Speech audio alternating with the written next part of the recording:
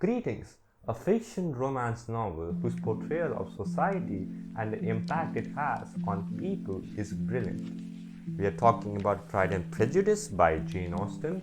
The one I have is published by Fingerprint Publishers. It contains 407 pages and has approximately 1,24,713 words. I will follow this particular pattern for this book review, so please stick around. First, a brief summary of the book. The book mainly revolves around a society of people whose main motivation they have defined themselves as marriage and wealth. Each lady in the society often looks for a particular man with a certain wealth they can marry to and get all the glory in their society. We see this how this shapes people. In a certain case that this book focuses on is a family of all girls and how they really grow in such a society. I would describe some characters now that would give you an idea of people in this society. Kitty Bennet, Miss Kitty Bennet. She is 18 years of age and her main activity involves flirting with army men or other men that comes into her society. And due to her friend circle or her sisters, she is often continuously dragged into this kind of activities despite her young age of 18 when she should be doing something else. Another one is Charlotte Lucas. She is 23 years of age approximately, and her motivations after she being a very sensible person in the society, her motivation shifted from actually having a happy home into a peaceful home. She often has some strong contradictions to this society with respect to her image of what a marriage is and the revolving time of what experiences she had in the society really shaped her and her image of marriage. Although she is a very sensible, supposedly very sensible and sharp-witted woman. Lastly, Mr. Bingley. He is a man of considerable worth, handsome face, good humor, and liked by all in this particular society. Really goes to show that a man who can show or present himself in a good manner is automatically good character in the society, despite whatever his past may be. Moving on to the setting of the story. The time we can consider of this story to be the late 18th century to early 19th century. And because I can confirm this because carriages were the main mode of transport and letters were the main mode of correspondence.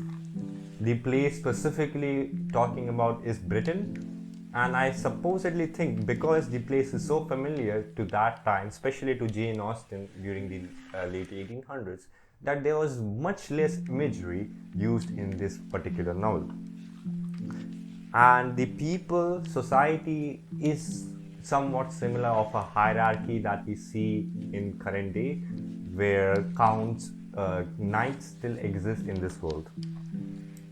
Moving on to particular language style that was used in this story, it was descriptive and used old British phrases that might be a bit difficult to understand for today's generation. But each narration, if you're particularly going on the narration, it is very descriptive. It is also contextual.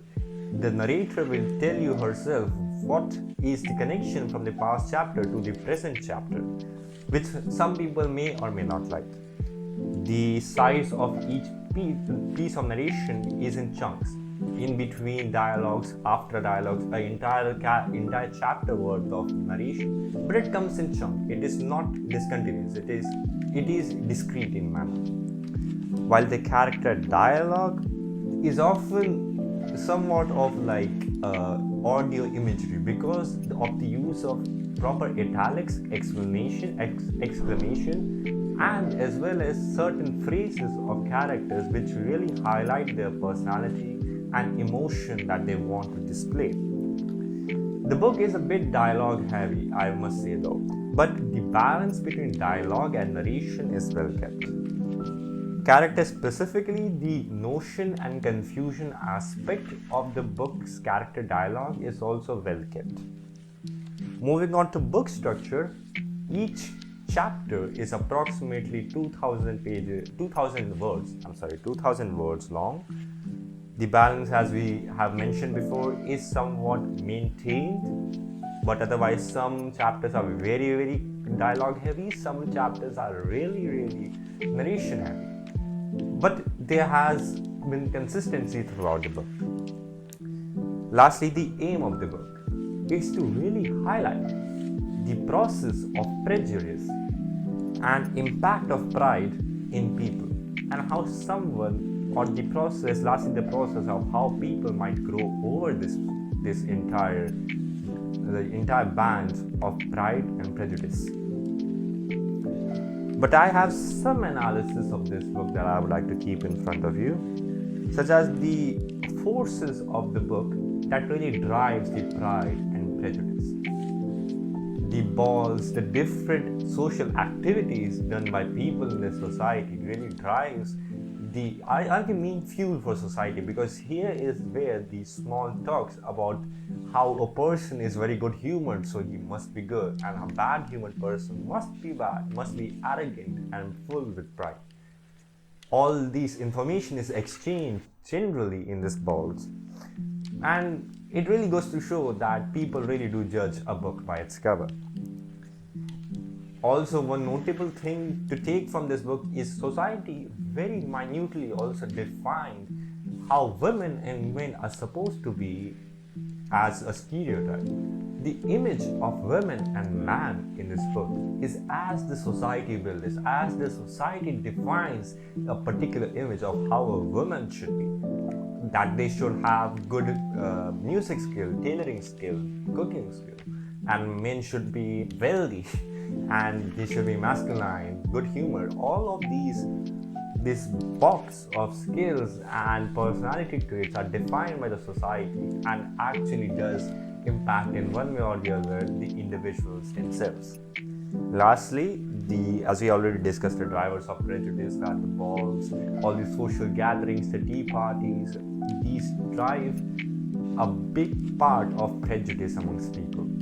And it's surprising how cleanly this book keeps it. You might not even notice it when it happens, but you will surely after reading that. And that concludes my book review. This was shorter than before. I hope you liked it. Please do tell me any changes that you might make if you were in my books. I would love to hear your feedback. Thanks a lot. See you next time.